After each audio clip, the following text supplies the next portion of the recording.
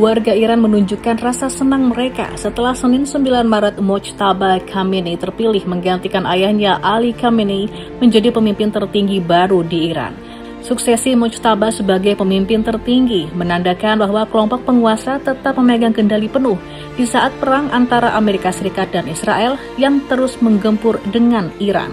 بعد از یک هفته تقریبا انتظار و اون شوکی که پس از شهادت آیت الله خامنه‌ای در واقع به جامعه و در واقع ملتمون وارد شده بود و منتظر بودیم و خیلی خوشحالیم که الان رهبر انتخاب شده و مطمئنیم که این مسیر ادامه داره دیگه باز اقامت ایشون.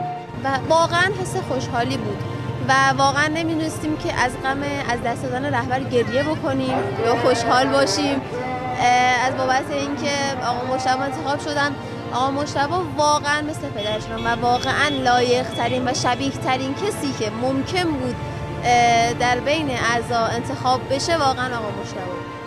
Mojtaba Khamenei adalah seorang ulama berpengaruh dalam pasukan keamanan Iran.